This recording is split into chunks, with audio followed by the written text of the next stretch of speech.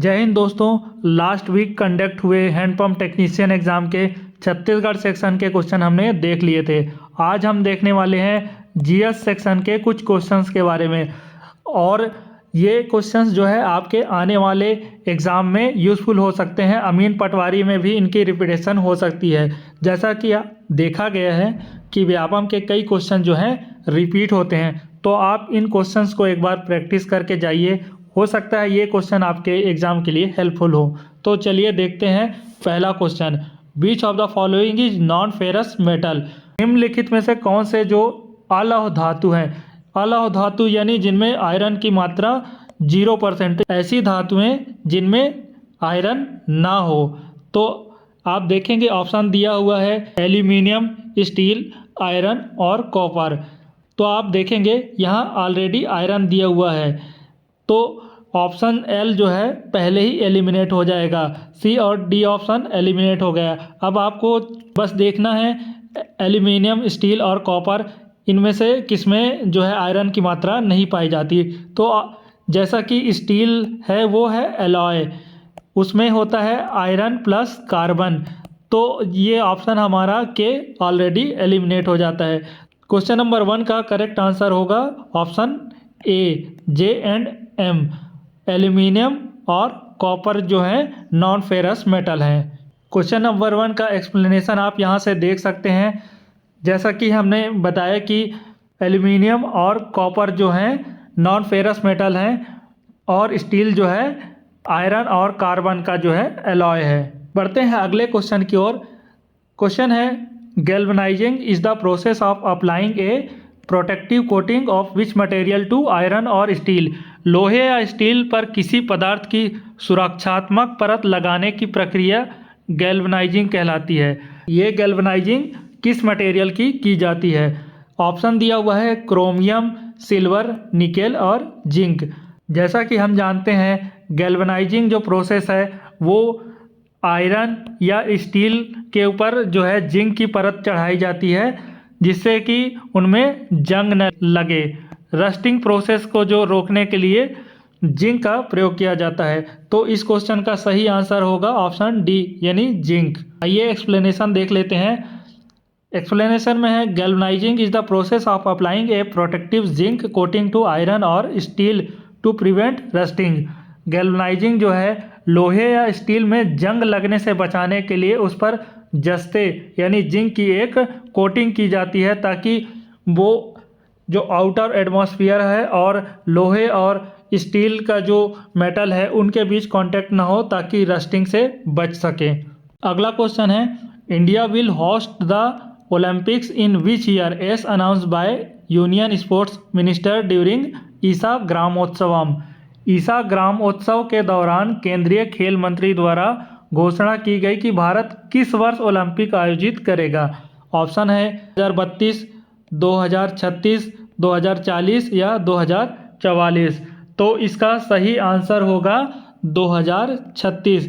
इसके अलावा इंडिया 2030 में कॉमनवेल्थ होस्ट करने वाला है।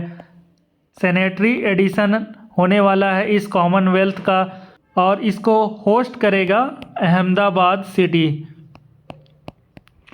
और 2029 में भी पुलिस एंड फायर गेम्स होने वाले हैं, वो भी होस्ट करेगा अहमदाबाद सिटी। और 2026 में जो एक्सपेक्टेड है कि ओलंपिक की मेज़बानी भारत को मिल जाएगी, उसको भी होस्ट करने वाला है अहमदाबाद।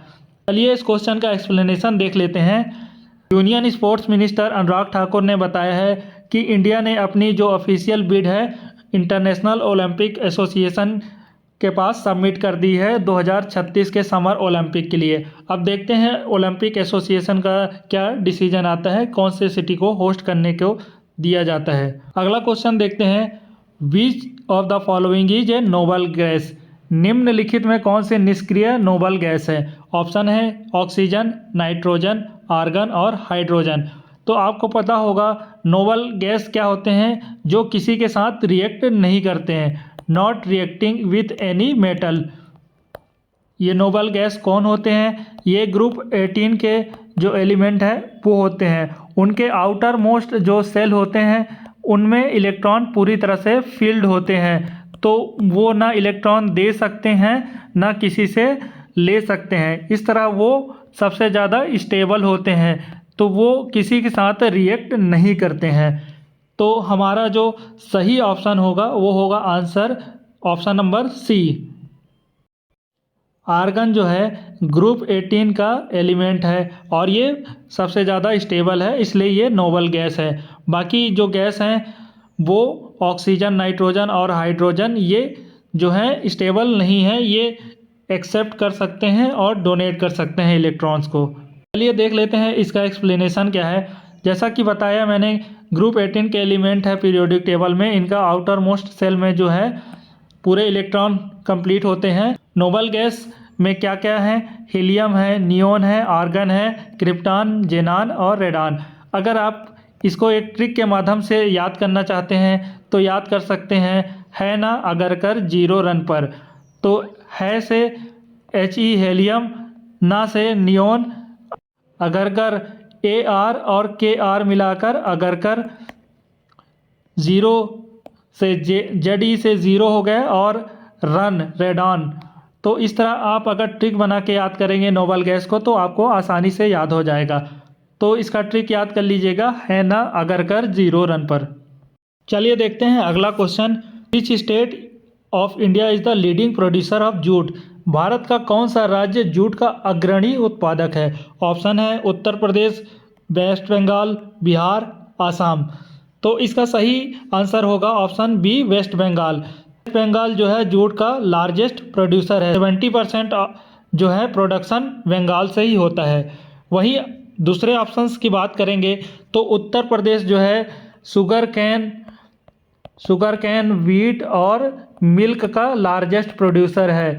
अगर बिहार की बात करेंगे तो बिहार जो है मखाना और लीची का जो है लार्जेस्ट प्रोड्यूसर है। वहीं आसाम की बात करेंगे तो आसाम लार्जेस्ट प्रोड्यूसर है चाय पत्ती का।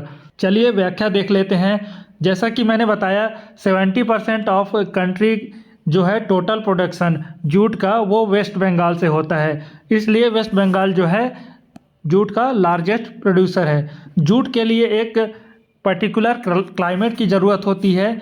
जो ह्यूमिड क्लाइमेट है वो गंगा ब्रह्मपुत्र डेल्टा में देखने को मिलेगी, जिसमें बंगाल का बहुत सारा पार्ट जो है इंक्लूड रहता है। साथ ही बांग्लादेश के भी बहुत सारे जो पार्ट हैं वो इस क्लाइमेट जोन के अंदर आते हैं, इसलिए वेस्ट बंगाल और बांग्लादेश जो है जूट प्रोड्यूसर के अग्रणी देश और राज्य हैं। अगला क्वेश्चन है मैच द फॉलोइंग। कॉलम 1 में दिया हुआ है रेलवे जोन, कॉलम 2 में दिया हुआ है हेडक्वार्टर्स। तो देख लेते हैं। पहले south east central railway, west central railway, south east railway, south central railway. वहीं हेडक्वार्टर्स में दिया हुआ है सिकंदराबाद, कोलकाता, बिलासपुर, जबलपुर। तो मैच करते हैं। साउथ ईस्ट सेंट्रल रेलवे, इसका हेडक्वार्टर्स है बिलासपुर में, यानी ए का 3। तो 3 देखेंगे, ऑप्शन ए और सी में दिया हुआ है, तो आपका बी ऑप्शन और डी ऑप्शन एलिमिनेट हो गया। बी ऑप्शन है वेस्ट सेंट्रल रेलवे, इसका जो हेडक्वार्टर है वो है जबलपुर, यानी बी का 4 हो जाएगा। इस तरह 2 ऑप्शन सॉल्व करने पे ही आपको आंसर मिल जाएगा, यानी ऑप्शन नंबर ए। फिर भी देख लेते हैं। साउथ ईस्ट रेलवे का हेडक्वार्टर्स है कोलकाता में और साउथ सेंट्रल रेलवे का हेडक्वार्टर्स जो है सिकंदराबाद में। इस तरह हमारा ऑप्शन ए सही हो गया। चलिए देख लेते हैं अगला question. Which of the following sports were part of 2023 Asian games? निम्नलिखित में कौन से खेल 2023 एशियाई खेलों का हिस्सा थे? ऑप्शन है कबड्डी, क्रिकेट, तीरंदाजी, आर्चरी, बेसबॉल। तो आप देखेंगे कि ये चारों खेल जो है 2023 के एशियन गेम्स में शामिल थे।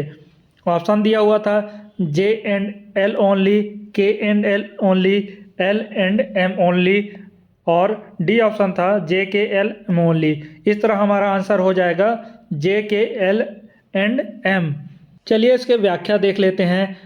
2023 का एशियन गेम्स जो है चाइना के हांगझाओ में आयोजित किया गया था, जिसमें ये सारे गेम्स जो हैं इंक्लूड किए गए थे। कबड्डी, क्रिकेट, तीरंदाजी, आर्चरी और बेसबॉल।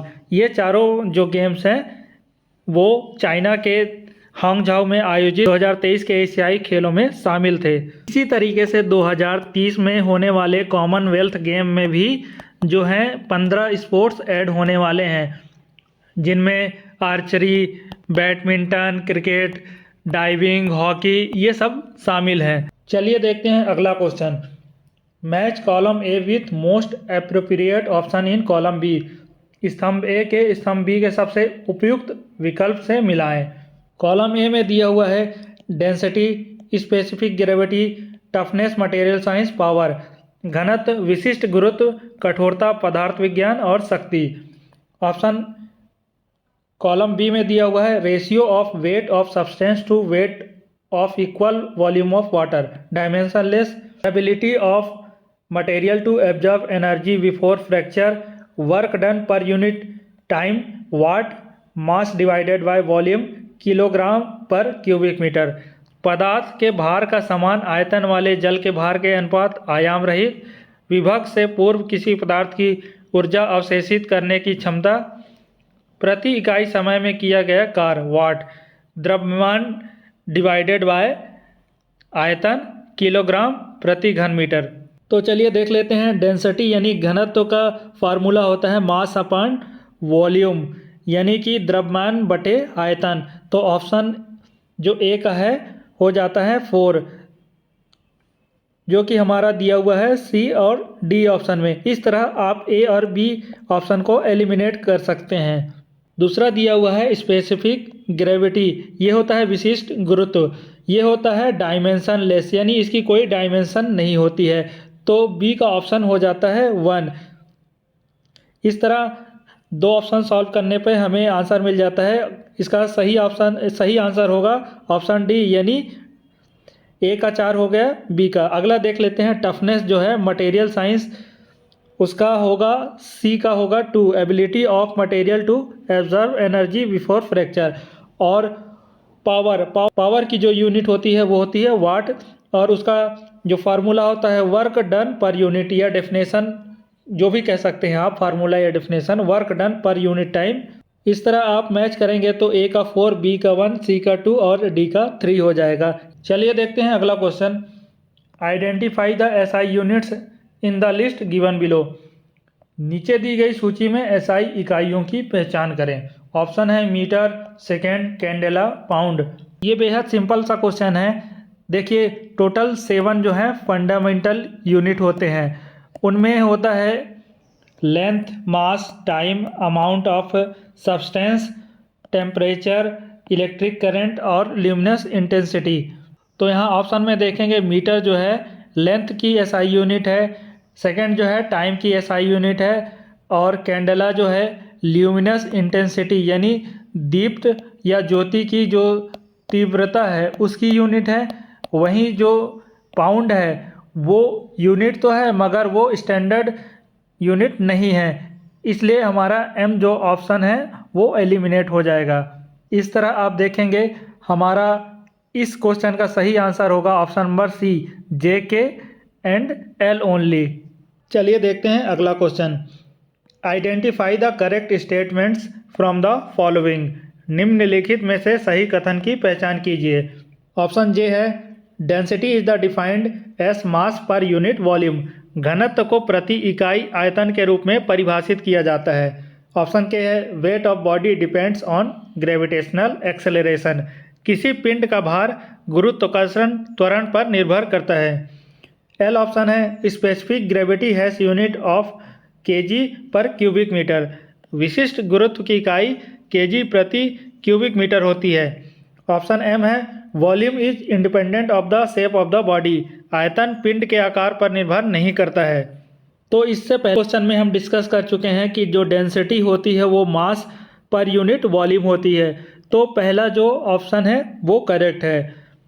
दूसरा है weight of body depends on gravitational acceleration. तो ये भी सही है, weight is equal to mass into gravitation. इस तरह से ऑप्शन के भी हमारा सही है। तीसरा दिया हुआ है specific gravity has unit of KG पर क्यूबिक मीटर। तो ये ऑप्शन गलत है। जो स्पेसिफिक ग्रेविटी होती है वो होती है डायमेंशन लेस। इससे पहले भी क्वेश्चन में दिया हुआ है। और ऑप्शन एम है volume is independent of the shape of body. ये ऑप्शन गलत है। वॉल्यूम कभी भी इंडिपेंडेंट नहीं होता, वो बॉडी के शेप के ऊपर डिपेंड करता है। इस तरह हमारे इस क्वेश्चन का सही आंसर होगा ऑप्शन ए, जे एंड के ओनली। चलिए देखते हैं अगला question. Identify the correct statements from the following. निम्नलिखित कथनों में से सही कथन की पहचान कीजिए। ऑप्शन जे है work done by a force is zero if the angle between force and displacement is 90 degree. यदि बल और विस्थापन के बीच का कोण 90 डिग्री है तो बल द्वारा किया गया कार्य शून्य होता है।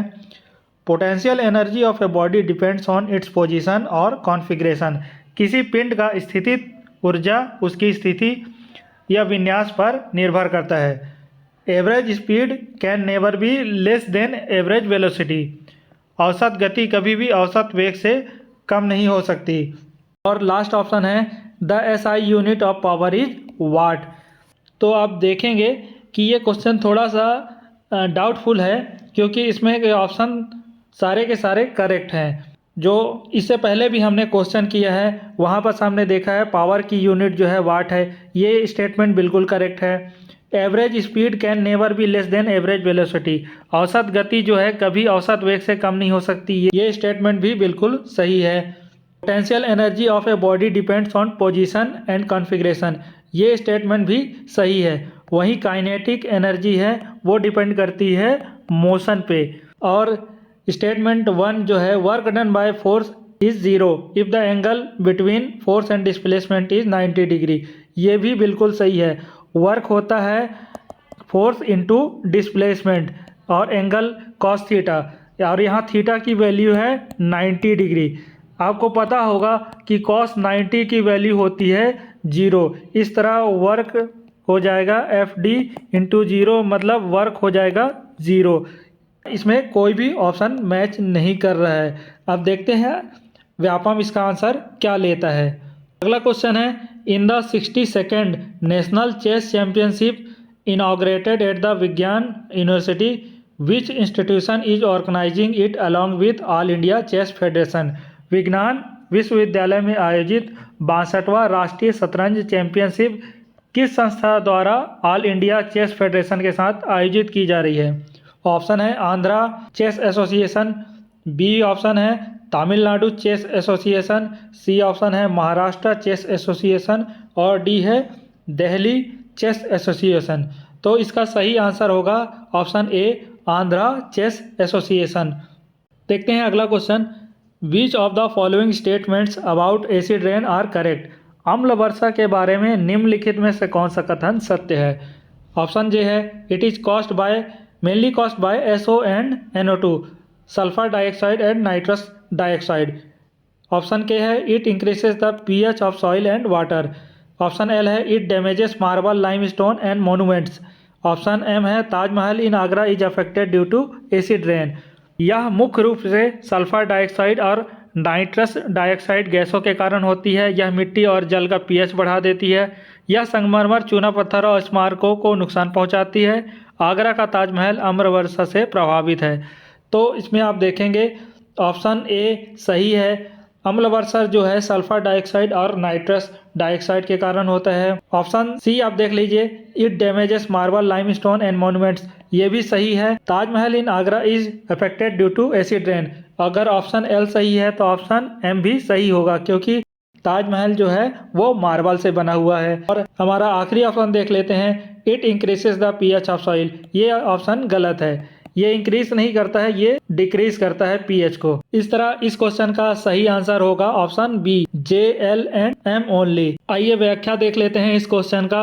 ऑप्शन जे बिल्कुल करेक्ट है। उसमें मैंने बताया कि सल्फर डाइऑक्साइड और नाइट्रोजन डाइऑक्साइड नाइट्रस डाइऑक्साइड के कारण जो है एसिड रेन होता है। वहीं ऑप्शन बी जो इनकरेक्ट है वह बताया मैंने कि एसिड का जो pH है वो 7 से कम होता है। जब ये इन्वायरमेंट में इंटर करता है तो pH जो है सॉइल और वाटर का वो बढ़ने की जगह घट जाता है। ऑप्शन सी है जो मार्बल लाइमस्टोन मोन्यूमेंट्स को इफेक्ट करता है एसिड रेन, मेनली क्या होता है कि जो मार्बल है वो कैल्शियम कार्बोनेट का ही कंपोनेंट है, जिसके कारण एसिड रेन जब होता है तो सल्फर डाइऑक्साइड और नाइट्रस डाइऑक्साइड कैल्शियम कार्बोनेट के साथ रिएक्शन कर लेते हैं, जिसके कारण कोरोसन होता है, जंग लग जाता है और उनमें कलर जो है डिसकलर होने लगते हैं। इसका सबसे जीता जागता उदाहरण ताजमहल है। देखते हैं अगला question. Arrange the following international cricket match event correct chronological order. अंतर्राष्ट्रीय क्रिकेट मैच की घटनाओं को सही काल अनुक्रमिक क्रम में व्यवस्थित कीजिए। ऑप्शन दिया हुआ है, toss is conducted, umpires take the field, first over begins, player line up for national anthem, teams take fielding batting position. Toss किया जाता है, अंपायर मैदान में आते हैं, पहला ओवर शुरू किया जाता है, खिलाड़ी राष्ट्रगान के लिए लाइन में खड़े होते हैं, टीम फील्डिंग बैटिंग पोजीशन पे लेती है। इस तरह के कॉन्सेप्चुअल क्वेश्चन पूछे जा रहे हैं। तो आपने देखा होगा कि सबसे पहला इवेंट जो होता है क्रिकेट मैच में होता है वो है टॉस किया जाता है। टॉस के बाद जो है प्लेयर जाते हैं नेशनल एंथम के लिए, उसके बाद जो है एम्पायर आते हैं और उसके बाद जो है फील्डिंग के और बैटिंग के लिए अपने अपने पोजीशन लेते हैं और लास्ट में पहला ओवर शुरू होता है। इस तरह आप देखेंगे जो एम ऑप्शन है वो 3 में दिया हुआ है। सबसे पहले सी ऑप्शन को एलिमिनेट कर दीजिए, उसके बाद आप देखेंगे कि जो हमारा आंसर है वो के से स्टार्ट होना चाहिए। तो के ऑप्शन केवल ऑप्शन नंबर ए में है। इस तरह हमारा आंसर हो जाएगा ए, KNLOM। आइए इस क्वेश्चन की व्याख्या देख लेते हैं। सबसे पहले टॉस किया जाता है। किसी भी इंटरनेशनल क्रिकेट में टॉस जो है 30 मिनट पहले कर लिया जाता है खेल के शुरू होने से पहले। उसके बाद जो भी देश उसमें पार्टिसिपेट कर रहे हैं उनके नेशनल एंथम गाए जाते हैं। उसके बाद एम्पायर आते हैं और निरीक्षण करते हैं फील्ड का, और उसके बाद जो है दोनों टीम के खिलाड़ी आते हैं बैटिंग और बॉलिंग करने वाले और अपनी पोजीशन लेते हैं। उसके बाद पहला ओवर शुरू होता है। तो ये थे जीएस सेक्शन से आए हुए कुछ क्वेश्चन जो कि आने वाले एग्जाम पे रिपीट हो सकते हैं। अगर किसी भी प्रकार का किसी क्वेश्चन में डाउट है तो हमें कमेंट सेक्शन में आप बता सकते हैं।